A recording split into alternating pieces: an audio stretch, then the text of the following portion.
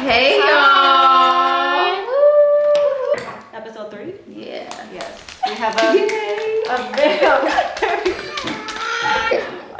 we have a very special guest. Dun, dun, dun, dun.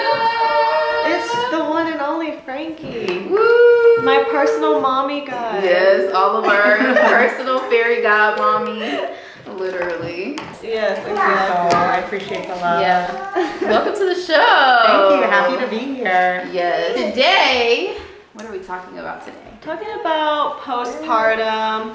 So we wanted to get another perspective on postpartum with 2 kids, the difference. Yeah. Because I know for me, my postpartum journey with Paloma was very difficult. And I still feel like it's difficult, like everything is a thing for me still. And I feel like when I saw you with Claire, like yes, that was true, but with Jackson, it does feel different. Yeah, I think it is different. I feel like How was postpartum with Claire? postpartum with Claire was, you know, we were in the pandemic, so we were locked inside.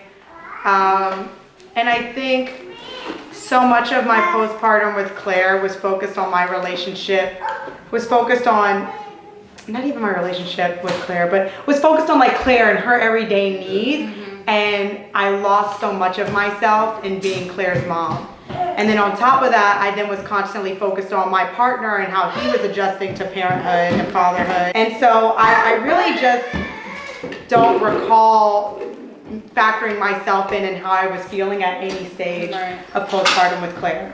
Like I honestly felt a little bit like a ghost. Yeah. I think I equated at one moment to myself as like a doormat to everyone. Like in every setting, I was just being used and not actually existing. Yeah, because I was just so focused on like Claire and like the day to day with her, and then me and my partner, and then there was COVID, and then everyone else's expectations of you as a mother and how they think you should be operating as a mother. And so I didn't know who I was. And then right after I had Claire, well not right after, about a year and a half after me and my husband went through a separation, and I remember someone asking me like, oh, what do you like to do for fun? And I was just like, what kind of question is that? And I was like, what do you mean? And like, I was so triggered because I was like, nothing, I do nothing. Like, there's nothing that I do for fun. And they were like, well, you used to love to bake. And I was like, but then I have to clean. Right. No, literally. And then I even thought to myself, I don't even, after I would cook or bake something, I didn't even want the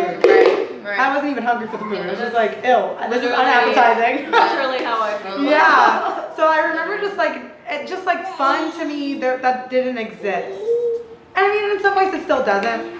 Fun is just different than what it used to be, you know what I mean? Yeah. I feel like I can't even really enjoy fun in postpartum. One, I feel like that first year of just becoming a mom is just like so critical in like everything, like you said, relationship, like motherhood, all that stuff. And so like and then we're so much of postpartum that first year is how to get back into your life that you had. And so it's like I don't have time to focus on fun. Like I'm trying to get my body back so I can start dancing. I need to find a job so I can do that. You know, it's like so much of like not being pregnant anymore and like now going back to being a functioning human. Yeah, which I really would love to actually just like, because people talk about like even getting back to yourself, getting back into the swing of things with work. And it's just like, actually like, I will never be back to who I was before children.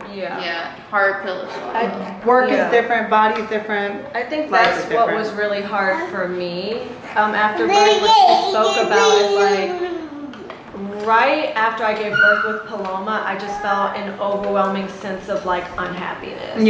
Because I felt like I was mourning who I was, because I knew like I would never be that person again.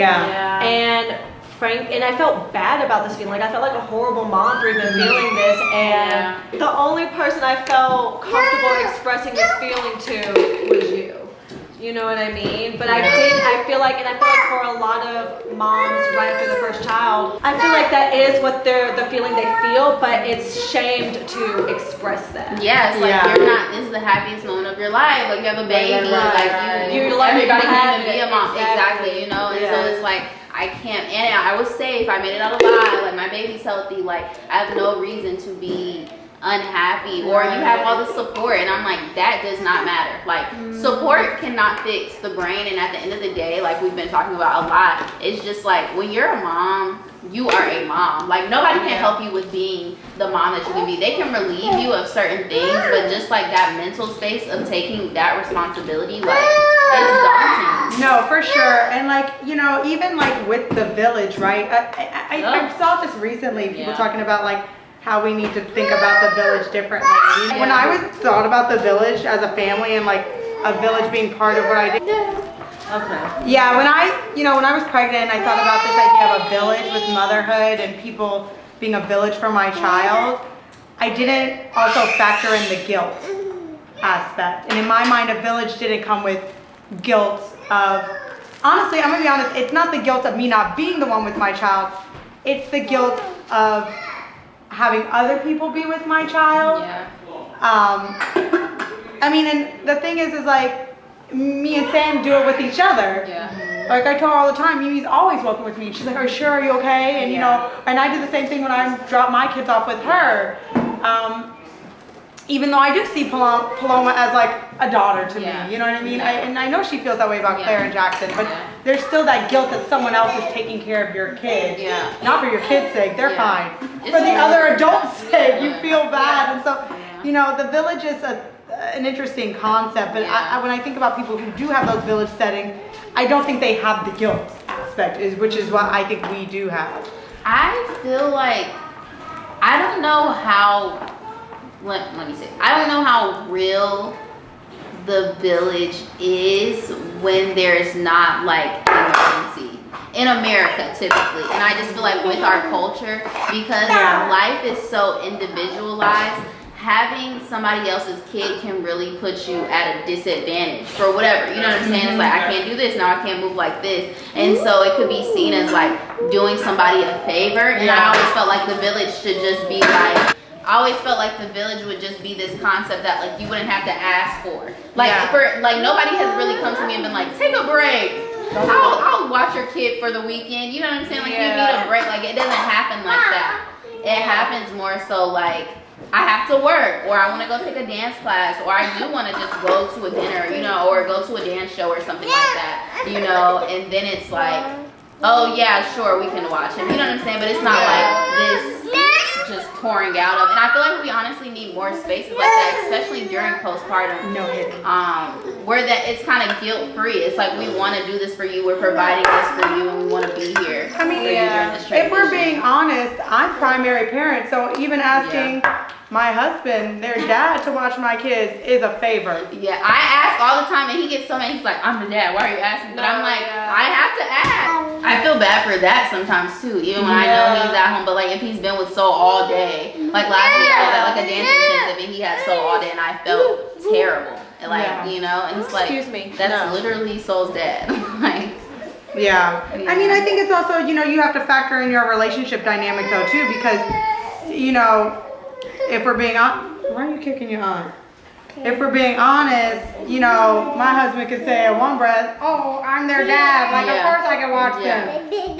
And then in the next breath, like, complain. Right. But that's my thing. The next, it's like, no, and the whole, this is the thing with the whole village thing. It's like, no one understands the, please y'all, why are you doing that?